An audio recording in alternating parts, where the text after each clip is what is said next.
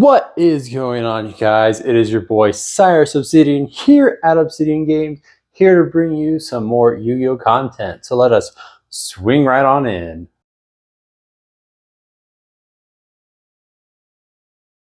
So for today's locals, again, we can't decide what to play, so we're taking in a couple options. Some repeats like Melodious are coming back, but with a few more. So we got Kashtira Mimigol, which I'm excited to try out, but also not ready to try out. We have got Ice Barrier. Since Master Duel just released a new Ice Barrier support, we thought maybe Ice Barrier would be a good one to take in. We also have got our Shining Sarcophagus that is revamped, ready to roll.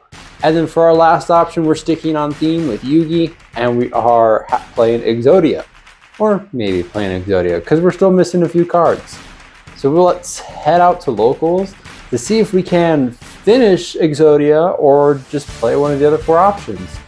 And to be honest, going into it already, I'm like more leaning towards Melodious or Shining Sarcophagus, since those feel like my best two options to play, but I don't know. So let's head on out. All right, what is up, you guys? Here we are at Yu-Gi-Oh! We've got all of our homies over there in that top corner, and we are gonna be playing Melodious today.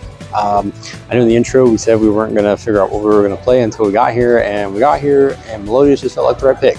So we'll see how we do. We're playing 4 rounds today. Melodious has some upgrades since we last played it, and I'm honestly excited to show you the profile afterwards, but let's head into round 1, see how we do. All right, so we go round 1, we play Melodious Diva, and we're playing against the Fiendsmith Snake Eyes. I guess there's a YCS coming up, so all the guys that are here are trying to prep for it. Game 1, he goes first. He sets up his board through double imperm, and we can't crack it. Game 2, we go first. He has Bystials in hand, which just totally killed the deck, and we just lost to that. He also had Nibiru too, and had I played it a little bit smarter, I think we could have played through Nibiru since we had Herald of Orange Light.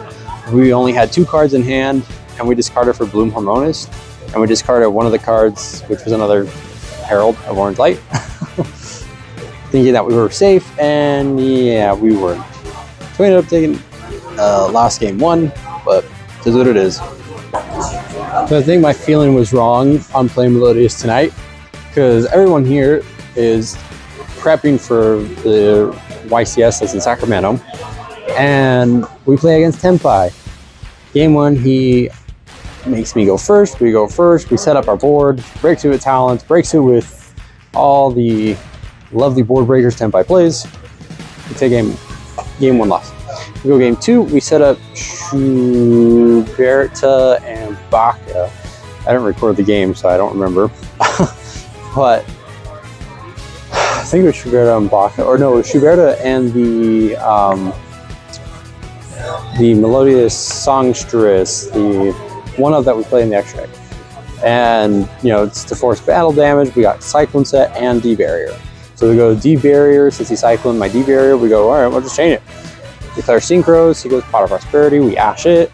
He goes battle for special summons Kashtira, Fenrir, and he goes battle, banishes my Melodious Songstress, and we just left with Baka, which he then bounces after he goes into Spheres.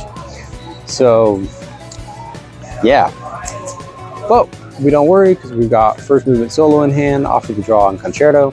So we draw for turn, and we just pop off since he bounces my Schuberta back. We're able to just kind of clear his board a little bit, set up Etoile, Baka, and we should have just set Schuberta, but he will Charmed, and we didn't want to risk him drawing into any board breakers or engine to help push. But it didn't matter anyways, since he was able to. So breaks my board, and he takes the game. So not doing too good. Not doing too good. The deck's good, I swear, it's good. I misplayed during that game. He went Fenrir to banish, targeting one of my Melodious, and I had Arya on the field, so I couldn't do that. So I should have just let it go, not used that fall. Oh well. But yeah, that's game 2. 3 and 4 ready to go. So round 3, we get the buy-in round 3, so no play.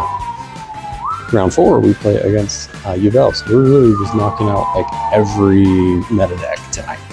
Snake Eye Fiendsmith, Tenpai, and then Uvel. So we play against Ubel. Game 1, we go first. We're able to set up Etoile, Schuberta, Baka, and Aria. So we were targeting, and then we had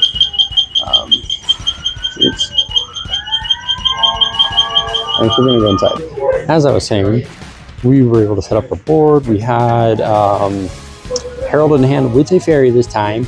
And we were able to just control the board. We did start Ash so we could keep it, but probably should have just dished the Ash or dished the fairy and then kept the Ash so we would have had another form of interruption. But it is what it is. We were able to control the board. We were able to bounce. We were able to play around Spirit of Ubel. And we were able to take the game. So let me go first game 2. We were able to set up Schuberta and Etoile with Aria this time. No Baka, but we had Astral and Herald in hand, and we were able to use those to. I mean, Herald was dead, but we were able to at least control the board, and we were able to just take the game. So, 2-2, but really just 1-2 since we were given a bye in round 3. So not too bad for tonight with Melodious. I think the deck could have performed a little bit better, but totally forgot that this steals on the format, so that's where we lost round 1. Round 2, we just misplayed, and that cost us a game. And then 3 bye, and then 4. I think that was the best performance we did have. We still could have done a little bit better in my opinion, but it is what it is. I think definitely for this format, Melodious is not the way to go. So we're gonna pick one of the other myriad of options that we have, but let me show you the profile because I know we ain't topping. So let's head out. So this is the deck profile that we rocked with for tonight. Let me show you the main deck. So starting out, we were playing 3 copies of Refrain, the Melodious Songstress, 3 copies of Couplet, and 3 Sonata. Since Sonata, the Melodious Diva, is just a free special summon and also not once per turn, it's really great. We do follow that by 2 copies of Soprano, which its fusion effect is also not once per turn, which is really nice. And then we do follow it with some 1-ofs with 1 Chopina, 1 Elegy, 1 Aria, which came clutch in some matches, and 1 Cannon.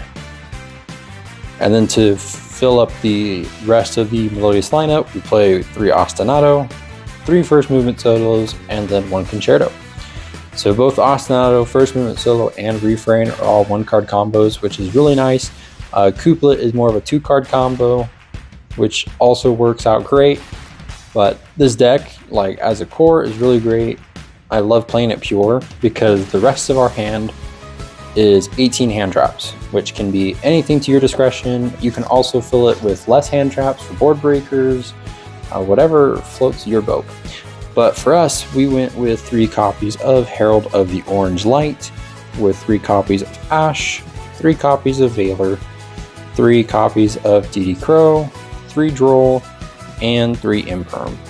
So I definitely loved seeing Ash at the right times along with Imperm. Droll came up once, which was really nice. I did see it a lot, but never actually got to utilize it.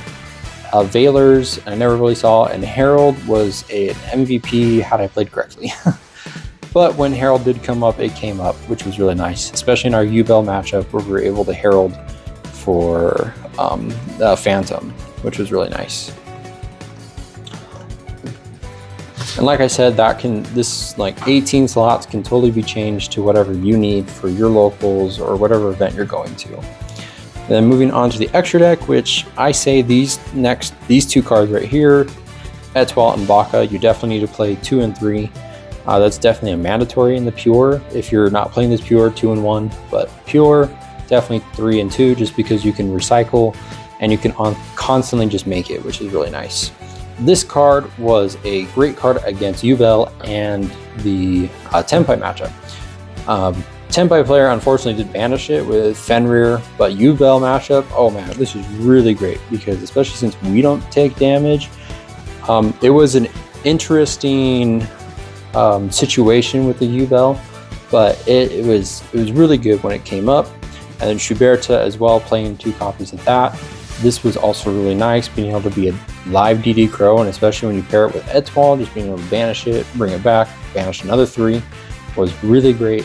A lot of the time, most players were trying to figure out how to get rid of that over the Etoile. We do follow it up with 1 Dweller and 1 Typhon. Definitely thinking about dropping the Dweller for a Baguska instead, but totally up to you guys if you want to do that. We do play 1 Gravity Controller because you special Baka and the extra Monster Zone and go into Controller to get Baka and Concerto's effects. We did play one Haggard, Lizardos, never really made it. Bloom Harmonist was our main MVP for the night, just get our resource grinding out. SP, and then Protector of the Agents of the Moon. Funny story, like I thought I was never going to get this card, and apparently I had it in my binder the entire time, so that was really nice to find out. If you can't afford SP, totally fine, just wait for the Megaton to release, and you get it then. Same thing with Typhon, because we all know those will be reprinted. If Konami doesn't reprint them, they suck. But that's aside the point. So the side deck, there were some choices that I made personally, which I think playing this in the side, Ghost Ogre and Snow Rabbit, was a good option, but it never really came up, so it might be something to side out for future builds.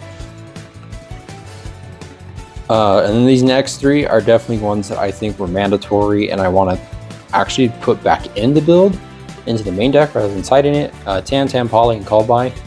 So there was in the Snake Eyes matchup where I had Herald and another fairy in hand, and I discarded the fairy and he went and nibbed me. What would have been nice had I gone in the Tam and had Poly, I could have saved myself from the Nibiru, because we could have gone a Harmonist and then discarded the Poly rather than the fairy, and we still would have had the fairy in hand. But unfortunately that wasn't our case. But playing them in the side is also really good for time. If you're going first and you just need to burn for time, it's a really good method. We did play 3 Cosmics for breaking the back row, 3 D Barrier because Degeneracy, Lingering Effects, was great against the Tenpai matchup, although they still were able to get through it. And that's on me. And then 3 copies of Evenly Match, because I'll go on a hill dying saying that Evenly is a great board breaker. Because we really don't need the battle phase. You can just set up your board, break your opponent's board, or break your opponent's board, then set up your board. But that is it for our Melodious profile.